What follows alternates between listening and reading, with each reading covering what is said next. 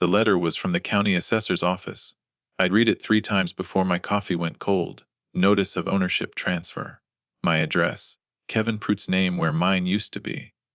Linda's signature at the bottom. Notarized, filed. Legal. I folded it back into the envelope, took it back out, put it face down on the table like that would change something. Didn't. 9 days after my knee surgery. That's when they filed it. I was still on oxycodone. Trusting people I wouldn't normally trust. Letting Linda handle everything because I had no choice.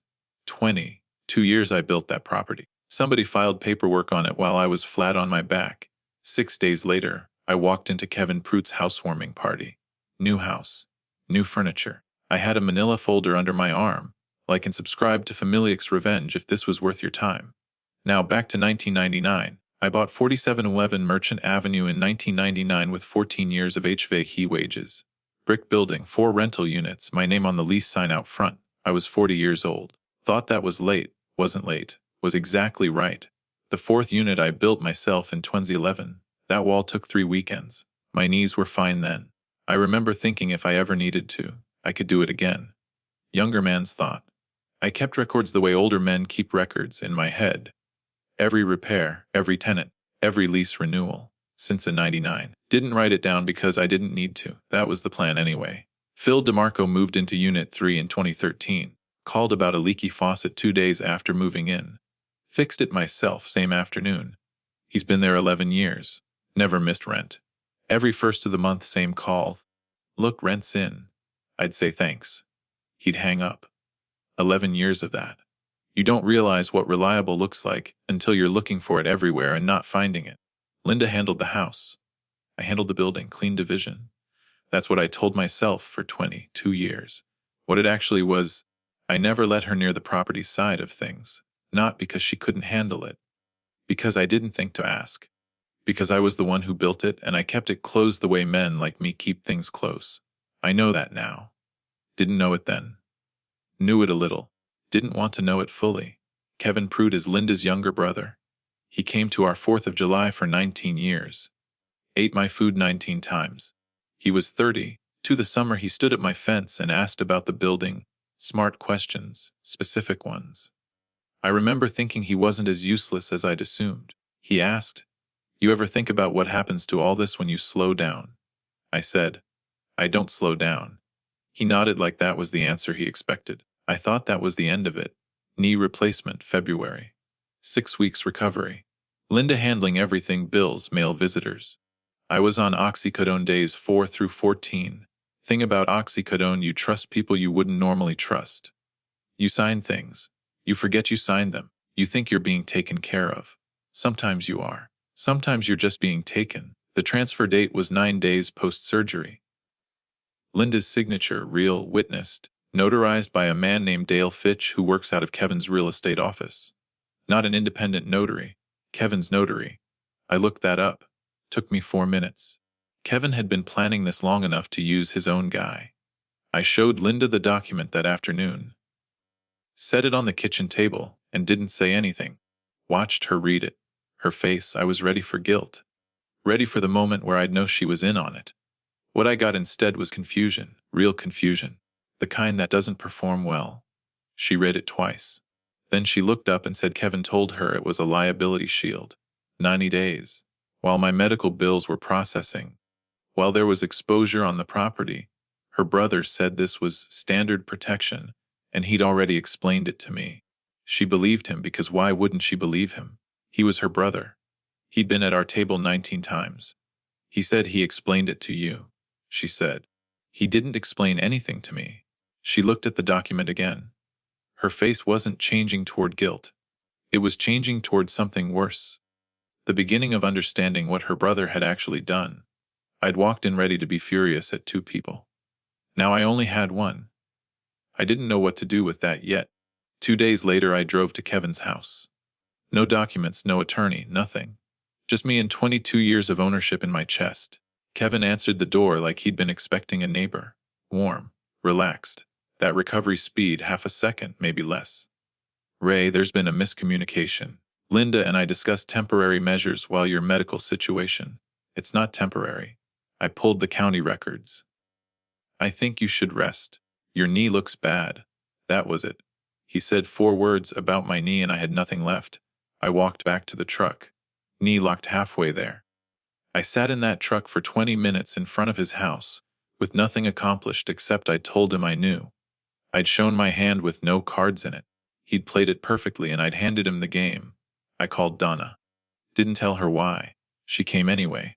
She drove without asking questions. 3 blocks from Kevin's street we passed the building.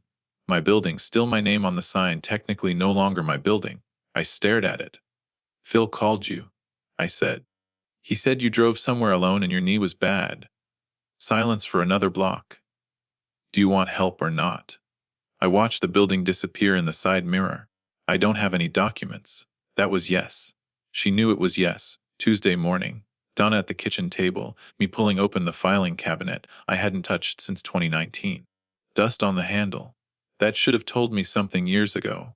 A man who owns property and hasn't opened his own filing cabinet in 5 years. Found the original 1999 deed in the back, old lease templates, a folder of repair receipts going back to 2003. Kevin's Christmas card from 2021 fell out from between 2 folders. To Ray and Linda, grateful for family, Kevin and Steph. I put it face down on the table. Everything else. Memory. 22 years of ownership and my actual paper trail was 40 minutes of loose documents and a card from the man who stole my building. Donna looked at the pile. You need to prove it, not just know it. She wasn't wrong. I hated that she wasn't wrong. County Recorder's Office, fluorescent lights, number ticket, plastic chairs. I brought the walker because we were in public and Donna had made her position clear. I requested the transfer document officially. Kevin's name in government print, Linda's signature, Dale Fitch's notary stamp, Kevin's own notary. I photographed everything on my phone, badly. Donna had to show me the camera angle twice. On the way out, I almost asked the clerk what the reversal process looked like. Got 3 words out before Donna touched my arm. Don't tell them why yet. I hadn't thought about that. Hadn't thought about a lot of things. We walked out with 3 documents and I kept my mouth shut the rest of the way to the car. I called Phil that Thursday. Routine check-in, nothing unusual. Asked how the unit was holding up. Phil said the heat was fine. The parking situation was fine. And then after a pause, look, I got new lease paperwork last week. Different letterhead. Kevin Pruitt's name on it as property owner. I figured you set up a management change or something. Should I have called sooner? I told him the lease stood. Don't sign anything new. Everything was fine. Hung up. Donna was in the doorway. I stood there a moment with the phone in my hand. The deed transfer could be argued as confusion. A misunderstanding between family members. A badly explained document. A wife who didn't read the fine print. The lease renewals couldn't be argued as anything. Kevin had been sending my tenants paperwork with his name on it. He wasn't protecting assets. He was running my property. Linda was out walking when I picked up her phone from the counter, where it was charging. I told myself I needed to know whether she'd been part of it from the start, that if she had, I needed to know before I went any further. I found the message from Kevin dated 3 days after my surgery. Don't mention the deed thing to Ray until things settle down. It's just temporary while the liability window is open. I read it twice. Put the phone back exactly where it was. 2 things at once: relief because she hadn't known, and something else I didn't have a clean word for, because I'd just gone through my wife's private messages without asking, and I was going to tell myself it was necessary, and maybe it was, and I still hadn't asked. I never told her I did that. I'm still not telling her. That same afternoon, Donna sat down with Linda and asked to look at the messages together. Linda said yes. Donna found the same text. Linda read it herself in her own kitchen on her own phone. He used me to get to you. I said yes. She started to say something else.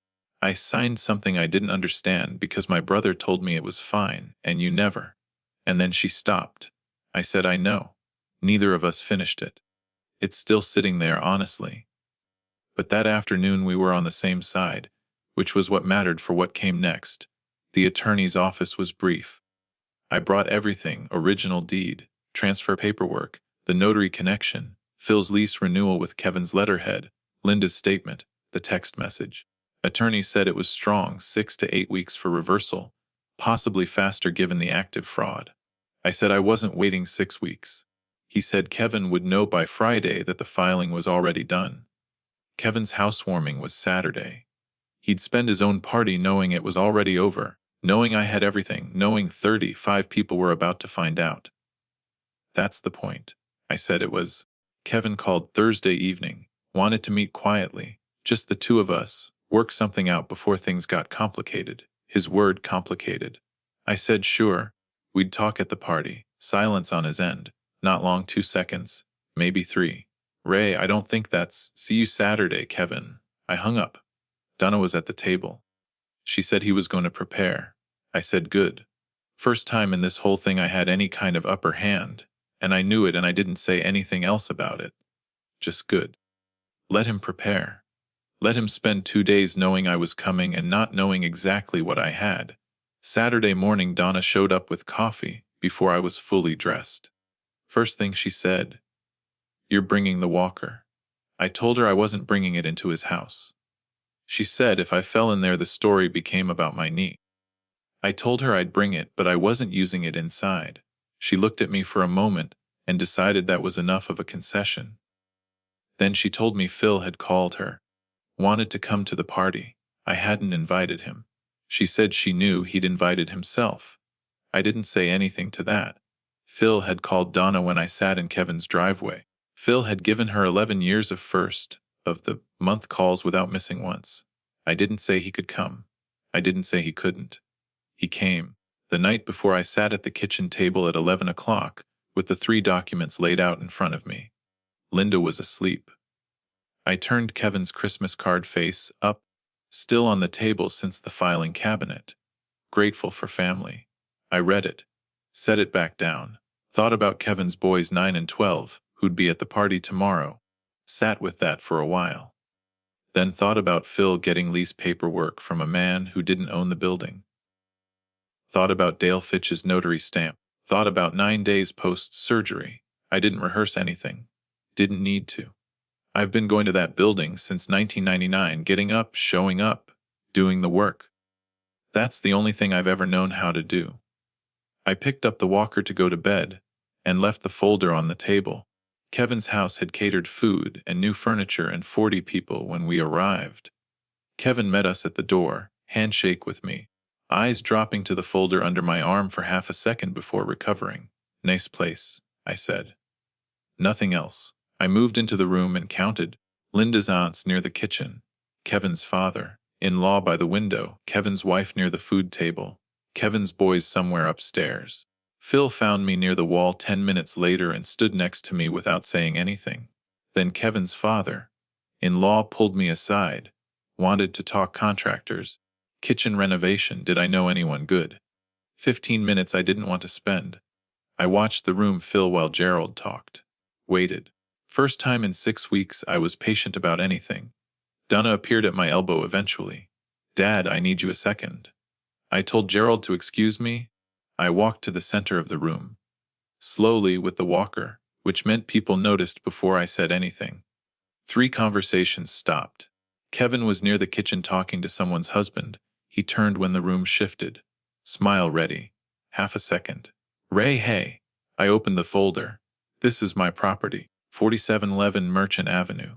I've owned it since 1999. I held up the original deed. Let people see it. This is the document Kevin had my wife sign 9 days after my knee surgery, while I was on pain medication. She thought it was a 90-day liability protection. It transferred ownership of my property to Kevin Prout, permanently. I held up the transfer paperwork. Room was completely still. And this is the new lease Kevin sent to my tenant last week. Phil DeMarco has rented Unit 3 from me for 11 years. He received paperwork last week telling him his landlord had changed. Phil is here tonight. He can confirm he received it. I held up the lease renewal with Kevin's letterhead and looked at Phil across the room. Phil nodded once. Kevin started. Ray, this is not the place. You sent my wife a text. Don't mention the deed to Ray until things settle down. That's not asset protection. That's concealment. He tried again. Temporary arrangement, miscommunication, we were going to discuss, and I let him finish because it didn't matter. Every word he said. 35 people were watching him say it. I noticed his right hand had moved to his jacket pocket, just resting there. The way hands go somewhere when a man doesn't know what to do with them. I filed for deed reversal on Thursday. My attorney has all 3 documents. I set the folder on his new kitchen counter. Enjoy the house. I picked up the walker and turned toward the door. The walker caught the edge of a rug near the entrance. I stumbled, not a fall, but visible, the kind of stumble a room notices. Donna's arm was there. I grabbed it, steadied, kept walking. Didn't look back. Nobody laughed. Kevin's wife had turned to look at him, not dramatically. Just a head turning the way a head turns when something has been confirmed. Kevin's father-in-law walked outside without saying anything to anyone. 2 of Linda's aunts were already talking to each other in low voices. The party ended 40 minutes later. 6 weeks later the deed came back. Both names this time. Ray and Linda Kowalski. Properly recorded, properly filed. I'd had that changed during the process. Linda signed the new document herself, at the attorney's office. After reading every page, I watched her read. Didn't rush her. Phil's lease stood. Rental income resumed first of the following month. Same call as always. Look, rent's in. Same answer, thanks Phil. Kevin's mother-in-law removed him from the family trust 2 weeks after the party. Her decision, made without anyone asking her to make it. I found out from Linda. Didn't say anything when she told me. Didn't need to. 3 weeks after the party Linda asked me why I'd never included her in the property decisions. I gave her the answer I'd been giving myself for 22 years. Keeping things separate, not wanting to burden her. Clean division of responsibilities. She listened to the whole thing. Then she said, "That's not a reason. That's a habit. I didn't have anything for that. We didn't fight. Didn't resolve it either. It just sat there on the kitchen table between us, true and unaddressed. The way some things do. Kevin shows up at family events sometimes. Linda's mother invites him for the grandchildren. I went to Christmas. Sat across a table from him for 4 hours. Said approximately 9 words to him the entire evening, enough. Phil still calls the first of every month. 11 years, going on 12. Some things stay exactly as they should. Christmas, Kevin's older boy spotted me across the room and waved. The one who still calls me Uncle Ray, who used to sit in the truck cab and ask to turn the key. I raised my fork. Kevin was watching from the other end of the room. I looked at the kid. Didn't look at Kevin. The boy went back to his present. I went back to my food. Some things I've worked out. Some things I haven't. I'm not sure that part ever fully finishes. If this story stayed with you, I'd appreciate a like and subscribe to Familix's Revenge. It helps me keep sharing stories like this one. Thanks for listening.